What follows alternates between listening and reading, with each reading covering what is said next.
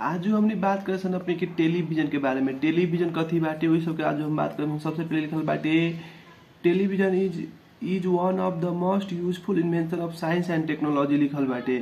जो टेलीविजन बाटे वो अपने के साइंस और टेक्नोलॉजी के आविष्कार बाटे कह के लिखल बाटे। बहुत ही यूजफुल मतलब प्रयोग में बहुत ही प्रयोगशाली बाटे ये अपने के television. It's was invented by a famous American scientist Graham Bell कह के लिखल बाटे। टेलीफोन के आविष्कार कौन कैले बाटे तो ग्राम बेल कह के कैले बाटे टेलीफोन के आविष्कार। उसके बाद लिखल बाटे कहिया कैले बाटे तो इन द ईयर ऑफ 1876 कह के लिखल बाटे। 1876 में टेलीफोन के आविष्कार भेल बाटे। It has been the most important things for human beings. अपने के मानव के लागी बहुत ही प्रयोगशील एगो वस्तु बाटे एगो चीज बाटे। We can not imagine the world without telephone. हमनी सब बिना टेलीफोन के अपने सब सोच भी न सकत दुनिया कैसन हुई कह के। हाँ नाउ it has bean widely use all over the world. अभी अपने के छिड़िया गेल बा वर्ल्ड देश संसार भरी छिड़िया गेल बाटे। टेलीफोन बाटे बहुत ही ज्यादा प्रयोग में आ गल बाटे जहाँ तहाँ अपने के मिल जाए telephone. It has bean many advantage एक बहुत ही ज्यादा फायदा सब बहे बाटे। Because of the telephone, our vast world has been narrowed that we can talk to any people of the world. ये टेलीफोन के ही कारण टेलीफोन के बहुत ही फायदा बाटे। तो फायदा में कथी कथी बाटे अपने के बहुत बड़का संसार बाटे ओकरा कथी कर देले बा एकदम छोटका कर देले बा। कैसे कर देले बा तो हमनी सब एक ठाव से बैठ के दोसर ठाव फोन द्वारा टेलीफोन द्वारा हमनी सब कम्युनिकेशन कोनो भी बात आदान प्रदान कर सकते सन। ई हो गई। We do not have to walk on the foot by travel on the bus. हमनी सबके पहले की होता कोनो भी संदेश कोनो भी न्यूज लेके जाए पड़ते एक ठाव से दोसर ठाव कथी से तो बस से ट्रेन से कोनो भी चीज सब मतलब कोनो इन्फॉर्मेशन वो अब हमनी के नहीं खे। Convince to message from one place to another. एक ठाव से दोसर ठाव कोनो भी मैसेज पठावे के बाद वो बहुत ही गाढ़ो रहे पहले। टेलीफोन जब से आयल बा वो बहुत इजी हो गल बाटे। We can talk on the phone. हमनी से मोबाइल से भी बतिया सकते easily. In this way telephone have been saved our valuable time कह के लिखल बाटे।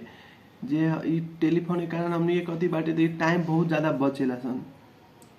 It is use at the times of emergency. अपनी इमरजेंसी में भी काम लगे। इमरजेंसी एकदम मतलब कोनो भी घटना हो गई इन सब में भी काम लगे। If there is an outbreak of fire कहूँ भी आग लागल रहे तो कथी इमरजेंसी में हमनी फोन करके फायर ब्रिगेड के बुला सकले वो हो गए by the using of phone.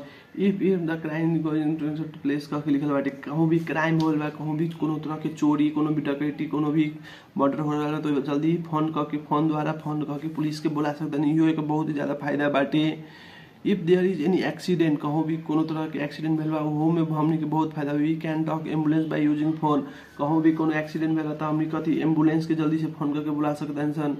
In this way telephone have help to protect our life and property.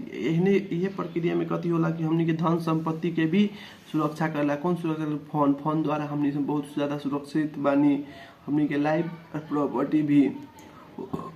के बाद लिखल बाटे every useful thing it disadvantage.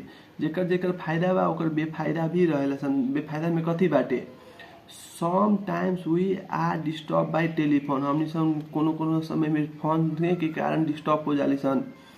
V can busy in our important works और we receive the phone thing it might be the emergency but we hear the sound of music so sorry wrong number. एहनो होला कभी कि हमनी कोनो बहुत ही busy काम में बानी और कोनो भी फोन आए हमनी सोचली सन इमरजेंसी फोन बाटे उ फोन हमनी जाके उठावे सन तो उठा के की होला कि रॉन्ग नंबर कह के लागल बाटे ओहो में हमनी के कथी होला डिस्टर्ब होला सन। Some bad people use the phone for their bad works. बहुत एहनो आदमी बाटे जो मोबाइल के मिस यूज करले सन मतलब बैड काम में न निमन काम में भी यूज करले सन। लाइक थीफ हो गइल रॉबरी हो गइल कोनो भी लूटपाट हो गइल।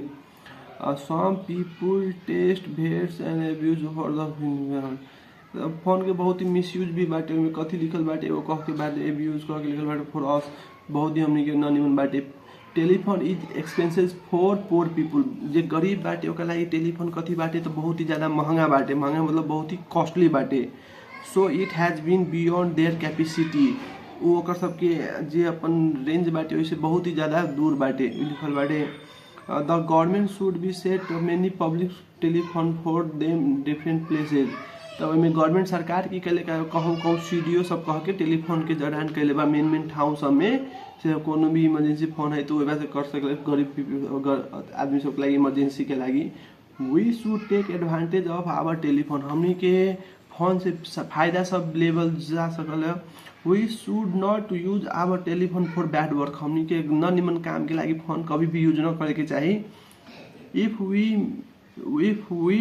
Misuse it will be have advise effected our human beings. एक जो है हमनी सब मिसयूज करे तो हमनी के लाइफ कथी हो इफेक्टेड हुई प्रभाव हमनी के लाइफ में बहुत ही निमन प्रभाव पड़ी। इहे आज के लागि रहे। एगो दो और लाइन बाटे जो हम छोड़ दिल बानी ओहो में हमनी एक दो पढ़ देते हैं। Telephone play an important role for the development of our country कह के लिखल बाटे। हमनी के देश के भी बहुत ही उन्नति में बहुत ही ज्यादा सहयोग करला ई टेलीफोन। कहना है तो some people poor should be have been access to the telephone. जो गरीब बाटे ओकरो के लागि एक्सेस होय के पड़ल गवर्नमेंट के लागि। The government should be provide the facility of telephone can be in the remote area of our country. जहाँ जहाँ रिमोट एरिया मतलब ग्रामीण सब हो गए जो बहुत ही पछाड़ी के गाँव बाटे ओहो में बहुत ही ज़्यादा हेल्प करी हमनी के मोबाइल सब। आज के लिए इतना ही रही। अपने से जरूर लाइक सब्सक्राइब सपोर्ट करे। धन्यवाद।